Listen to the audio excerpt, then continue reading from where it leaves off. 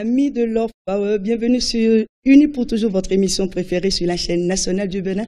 La gestion de la colère. Qu'est-ce que la colère et comment est-ce qu'elle se manifeste au cœur du couple? Merci, Syrah. La colère est une émotion comme tant d'autres émotions, mais qui est secondaire à un événement qui survient dans notre vie. La colère, c'est le contraire de la joie. Oui. C'est-à-dire que celui qui est en colère ne peut pas être en joie. Il se fait que même celui qui est en colère, lui aussi, veut être en joie. Et donc, il est pris en otage par la colère. Vous n'allez pas rester avec nous. Et mais vous savez, ce qui a la tendance aujourd'hui, c'est que maman est là. Elle est sur WhatsApp. Elle est sur Twitter.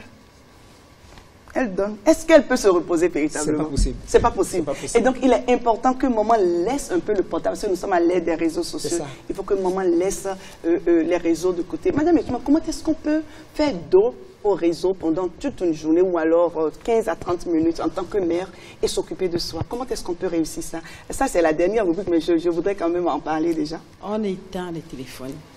Quand le téléphone est éteint, je pense que là, on peut faire pause aux réseaux sociaux. On peut éteindre le téléphone. Et je pense même que c'est la meilleure des choses à faire, même quand on veut jouer avec ses enfants. Il n'y a pas que des jeux, il n'y a pas que la danse. Il y a par exemple les jeux éducatifs tels que faire une carte d'Afrique en puzzle. Parce que vous allez faire un puzzle de cartes d'Afrique, vous allez apprendre l'histoire de l'Afrique à votre enfant naturellement. Vous savez que quand un enfant joue, il retient nécessairement tout ce qu'il va apprendre. Donc ça, c'est vraiment le concept. Vous éteignez tout et vous êtes concentré à l'enfant. Parce que de toute façon, l'enfant sait quand vous lui consacrez du temps. Consacrer du temps à l'enfant, c'est être vrai. Quand on est avec lui. Quand on est en train de jouer avec un enfant, il est impossible de faire autre chose. Et ce serait encore plus formidable si papa, à un moment donné, se joint à maman aux côtés des enfants et tout. Et donc, moi, je pense que pour cette première partie, pourquoi une pause, maman doit se donner une pause? C'est parce qu'aujourd'hui, nous remarquons qu'il y a trop de maladies du côté des mamans. Docteur, vous en êtes témoin. Oui, j'ai d'ailleurs fait un post là-dessus.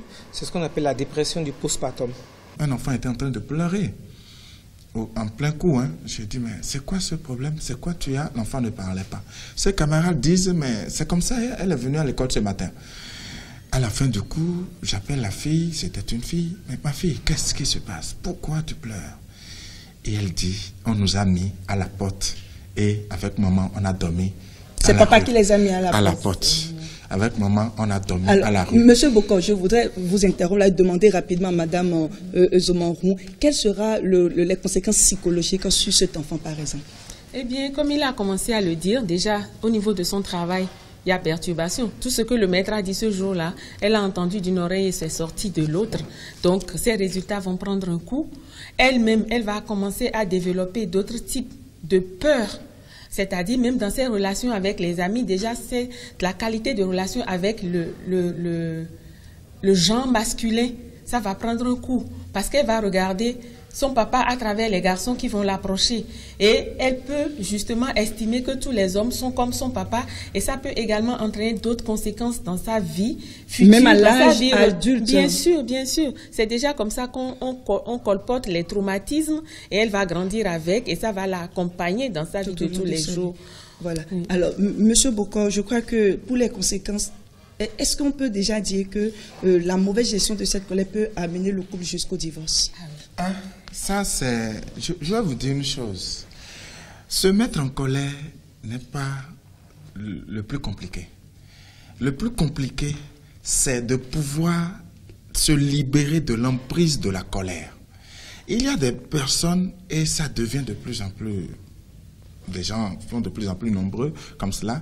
Ils se mettent en colère et l'effet de la colère reste sur eux durant des heures, des jours, des mois, parfois des années.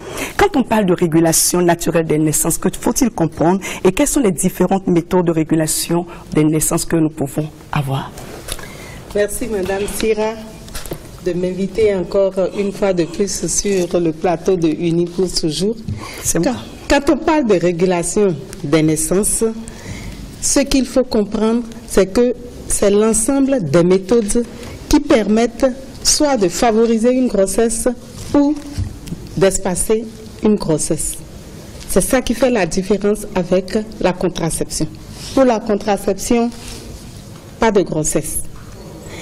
Or, la régulation des naissances, c'est que vous utilisez les mêmes méthodes pour favoriser une grossesse si vous êtes en désir de grossesse ou pour l'espacer si vous voulez arrêter ou si vous voulez attendre que votre enfant grandisse d'abord. Tel que Madame l'a expliqué, est-ce que vous pensez que l'homme peut s'intéresser à ces méthodes-là pour permettre à la femme de déterminer ses périodes fécondes ou bien, bon, quand ça lui prend, lui peut aller juste satisfaire ses besoins? Alors, je vous remercie. Je crois que c'est une situation qui interpelle beaucoup plus l'homme.